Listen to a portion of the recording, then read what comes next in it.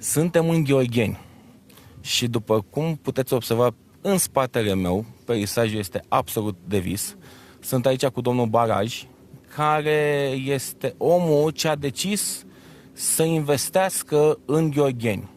Și o să las pe dumnealui să ne povestească ce a reușit să facă aici în 3 ani?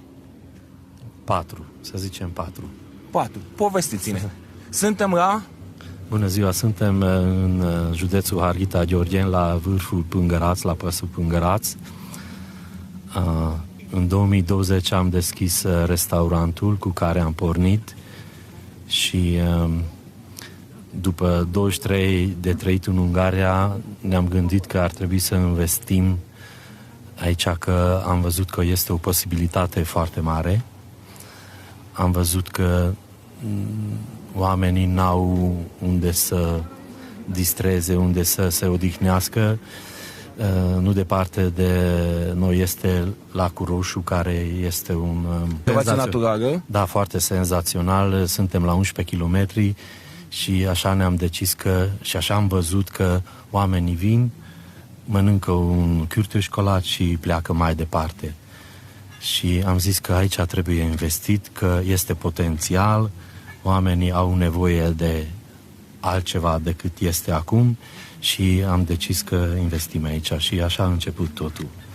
Bun, avem Lacul Roșu în apropiere. În spatele nostru, ce vedeți, este Gheorgheni, Susen și Chilenu, se vede.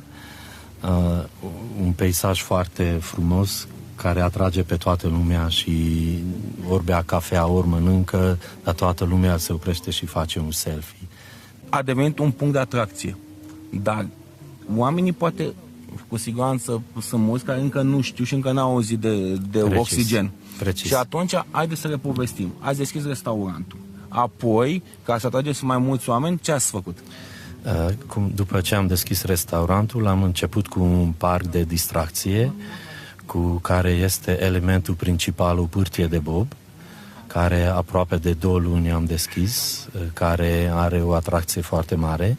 Știu că are 300 de metri urcarea și apoi aproape 1000 de metri toată distracția. Da. Bun. Da, este în regulă, deci asta înseamnă că în același timp pe pârtie se pot da 54 de persoane, corect? Exact. Bun.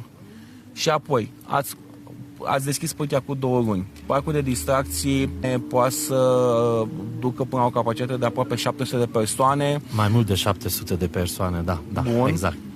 Și cum de v-a venit această idee? Vin în mulți oamenii să aibă ce să facă, nu numai să uite la peisaj, și copiii să aibă distracție. Ați gândit ca un loc pentru familie.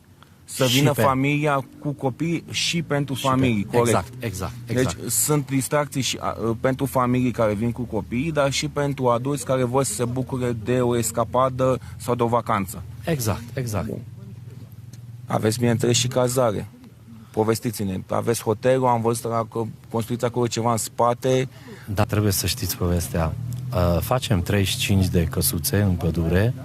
Avem 3 tipuri de căsuțe, mic, mijlociu și mai mare, să zicem, care vrem să deschidem în curând. Trebuie să rezolvăm prima dată infrastructura cu apă și canalizarea, care este în moment în curs. Deci credem că în noiembrie-decembrie cumva putem să deschidem o parte din căsuțe. Hotelul va fi un hotel cu 4 stele, în care o să avem și camere de 5 stele. Da? 81 de camere avem în total. Avem un spa și pentru adulți și pentru copii. O să avem, deci așa încercăm ca să aducem clienții și familii cât mai. Cu ce veniți în plus? Ce va fi acel element care va spune lumea, wow, trebuie să mergem acolo, trebuie să stăm acolo, trebuie să încercăm locația respectivă? Din hotelul va fi totul îmbrăcat în sticlă. Okay. Eu așa știu că în România nu mai este ca asta și vrem să dăm pentru oameni înapoi natura, ca să simte că este în natură. Asta era și ideea și la restaurant, că vedeți că este foarte multă sticlă, ca să se simte că este în natură. Eu cred că elementul cel mai tare o să fie natura. Și atunci venim, ne cazăm și ne bucurăm în orice moment, chiar dacă suntem în cameră, ne bucurăm de natură, fiindcă ne bucurăm de priveliște. Da, exact. Exact. Un element inedit, original, pentru România cel puțin, dacă am înțeles bine, și cu siguranță va fi un loc bun de poze pentru Instagram, pentru social media. Precis.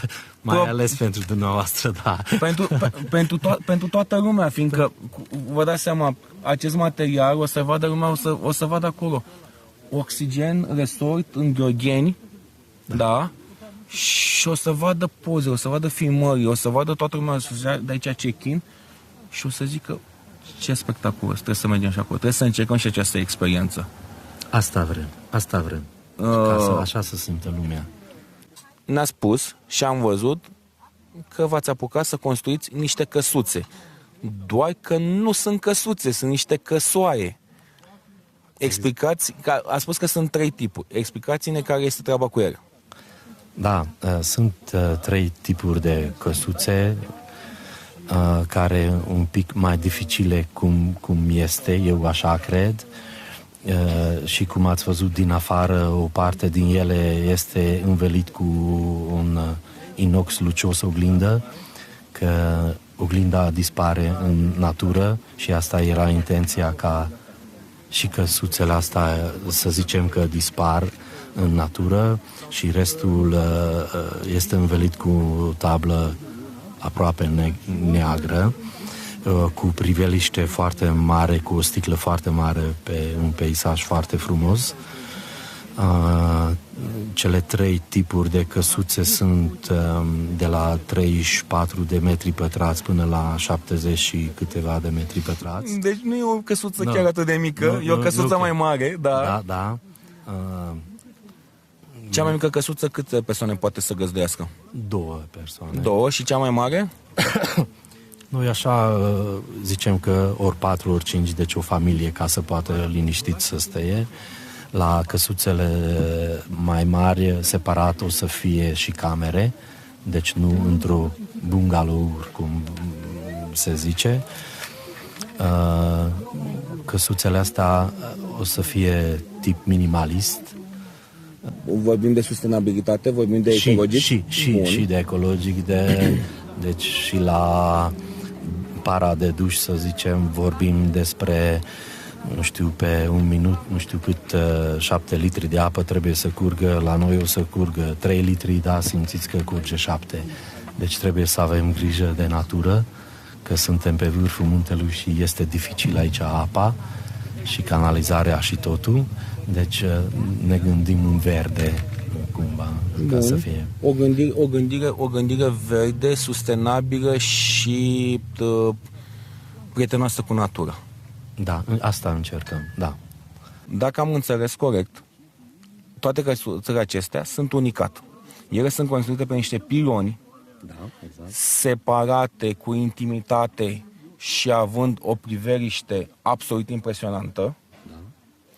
Și acest lucru oferă, datorită oglinzilor, oferă o integrare în natură. Spuneți-ne 3 motive cu care ați convinge pe oricine că este bine să vină aici. O întrebare foarte interesantă. Eu cred că primul motiv care este natura, cum celălalt motiv, dacă vine aici la căsuțe, cred că intimitatea și frumusețea, iarăși, naturii, și al treilea, că este într-o atmosferă foarte curată. Cine a trăit sau trăiește într-un oraș mare, în fața calculatorului și așa mai departe, asta este cea mai bună vacanță, eu cred, unde se poate odihni. Și ca să nu ne uităm despre parc, poate să aducă și copii și poate să aibă o liniște, că poate Noi ne bucurăm că se investește în România, se dorește dezvoltarea României.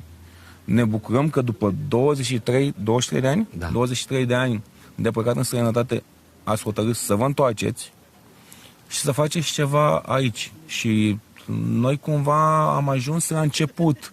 Încă mai aveți mult de muncă. Am văzut treaba asta. Dar se muncește într-un ritm alert și cu cap. Așa că noi vom un spor Mulțumim. și ne vedem curând. Vă așteptăm cu drag. Perfect.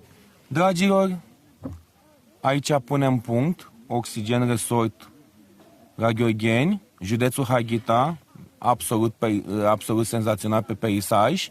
Și nu numai, încercăm și mâncarea, o să pun și câteva imagini de acolo. V-am pupat și ne vedem data viitoare.